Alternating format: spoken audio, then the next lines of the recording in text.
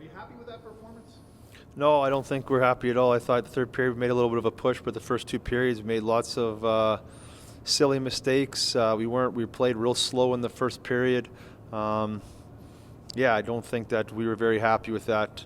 The goal right after we get ourselves back in the game at 2-2, and they just walk right around us, and we have duplication. Something we've been working on all week is our tracking, and it just was very poorly played. And yeah, I thought spots or penalty kill was real good, gave us a chance. I thought Kelton Pine was, decent in his performance tonight. But yeah, we just had too many passengers for the first 40 minutes, and we kind of just dug ourselves a hole. And the whole time we were in a hockey game, but then that goal right after we scored, just lack of maturity. And we had four 17-year-olds on the ice at that time. There were 7 seconds left in the penalty, and we wanted to get our lines out there, guys that normally wouldn't be in those killing situations, but it wasn't a penalty kill situation. It just was an effort play and a lack of focus and a lack of urgency by the four guys on the ice. Like you said, despite that, you're still in the game. So was there something that you were hoping to see in the third period there that just didn't come to fruition? Yeah, a couple of goals. We had a couple chances there. Even at the end of the second period, Brownie, we had a power play opportunity after they made it 3-2. We didn't convert on that. Brownie hit the crossbar with a minute and a half left in the second period, but that just was like the karma of the game. We weren't. We were very lackadaisical with the puck. We were bringing pressure to ourselves with our defensemen in the first period. So, it's a tough situation to be in when we're the team we are right now. You're not just going to score yourself out of problems like some teams can. And yeah, and even tonight when we had chances too, I think we were just not, say snake bitten, but just a little bit of karma. Just, we don't deserve to win, and that's kind of what we got. They got like four guys with 30 plus, 40 plus points, right? So you guys are battling for that 30-point barrier. Yeah, but with that all, I think that our expectations are rising within our group, and that's the biggest thing that I think that we are. We should feel that we played our better game, that we could have won this game tonight, and that's something that we couldn't have always said this year with our group. But now with where we're at, and we've got our group settled, we've got some cohesiveness going in there. We made a lot of young guy mistakes, which was going to happen, but. Just was unfortunate that we only really had that real dig in at the last 20 minutes. Feeling that though, right? We're seeing it too, I think, as we watch. That there's something brewing here a little bit, right? They're gelling a little bit and working together, and the skill level is kind of meshing. Yeah, no, for sure. That this is,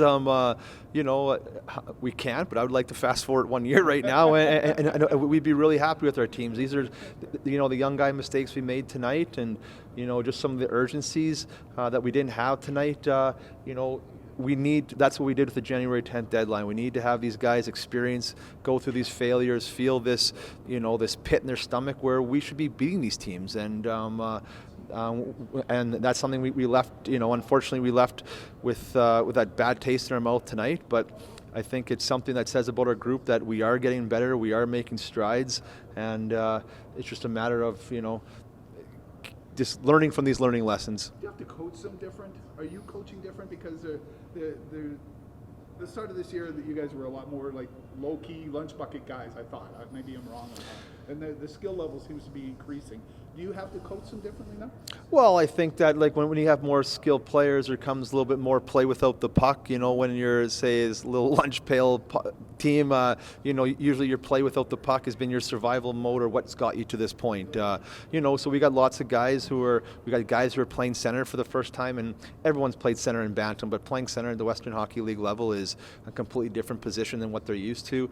Every best player always plays center, so you see it through the NHL, even through junior. Those guys end up as wingers as they get older, because playing center of the ice is a tough job. You got to play truly 200 feet. You have to be the second, third guy breaking us out all the time, and then get yourself up the ice. So guys like Zach Pantelakis has been playing center for the last few weeks, and in the red line he's a real dangerous guy. Red line towards our net, he's still learning. We have Cohen Klassen playing center. he's done a heck of a job. He's a guy that has pretty good details in his game, but as he's moved up the lineup, he's starting to think about a little bit more offense too. So it's just being mature in your game, staying patient, and not trying to force things that aren't there, and making situational reads. And those are the mistakes that we made tonight, but we are getting better. I know you're coaching to win, but do you make sure that the rotation goes? You and Al have talked a lot about getting these young guys a lot of playing time.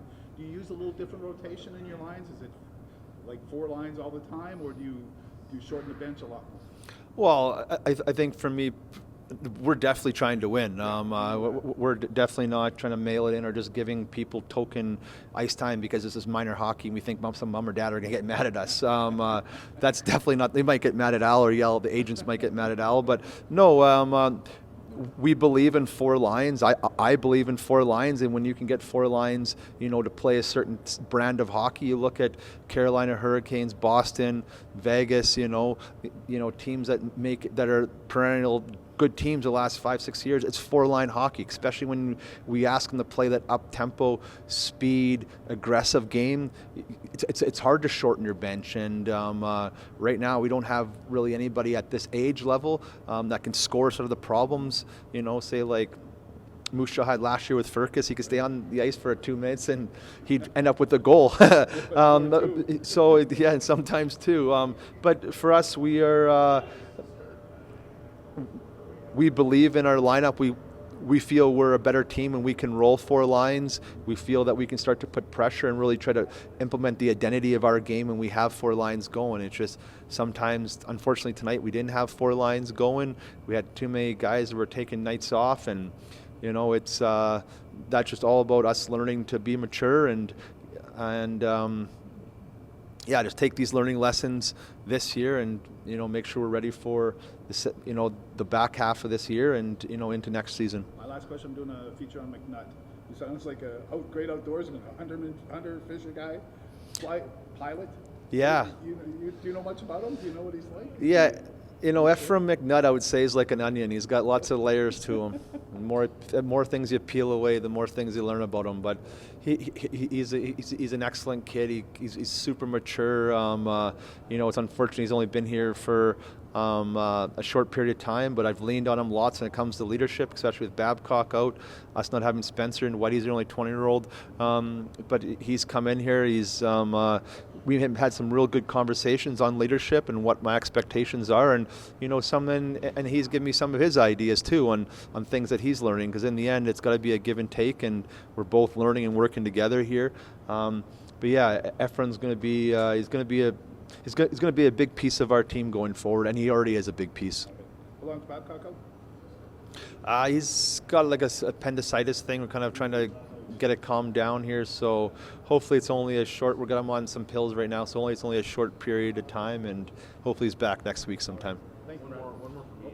Zach Pantelakis, he seems he's really got in the groove here now in the last couple of weeks here. Like you said, he's dangerous down low, and what have you seen from him there? And obviously you said he's got to work on the 200-foot game now. Yeah, I think Zach, he's an excellent skater. He skates the game really, really well. He skates easy, and he's got a competitive spirit to his game. He's not the biggest guy. I don't expect him to, blow people through the boards, but I expect him to skate with his legs, and that's something that we've really talked about, me and him. And I think that's something that he's been doing a way better job at, is checking with his legs and going through people's hands and being relentless on hunting pucks down. And to me, I think he's got a great shot. But his last, I can't remember, his 2 or 3 goals he's got have all been in the blue paint. So just him adding that little bit of greasiness to him and playing on the inside, I think is going to evolve his offensive game, and it has already. And like every young guy, like there's no 17-year-old that can play center and that's really perfect in this league anyways. So that's nothing against him. He's like all of us, or like a lot of the guys. They're still learning to play the position and learning to play it responsibly. Tough one tonight. You guys had not maybe the best effort, as Brad said, but what did you thought your group had tonight? I mean, obviously, as Brad said, we didn't have like our best effort, but there were certainly moments in the game where I thought we competed really well. A couple plays that are a bit, those can't happen, and it cost us a couple of goals, but as a group, I thought we played well. Just we need to clean a few things up. It's been quite the roster turmoil over the last month or so, but it seems that this team's coming together now. What do you see in there? Yeah, there's been a lot of changes in the last month. Obviously, I'm new to the team too, and it's a really exciting group. Like, we're a young core, and there's a lot of skill, a lot of guys who really want to work and compete here. So we're definitely building. We're excited for what's to come. It maybe took you a little bit to get going, but it seems like in the last 10 games or so, you've really found your scoring touch. What have you thought of your game lately? I thought I've been playing really well. Coming back from Christmas break, like a big mentality of mine was just not really worrying about the stats and just playing hard the right way, and I feel like it's working pretty well. I've just every game going with the same mindset, just working my hardest, skating, competing, and it's working pretty well.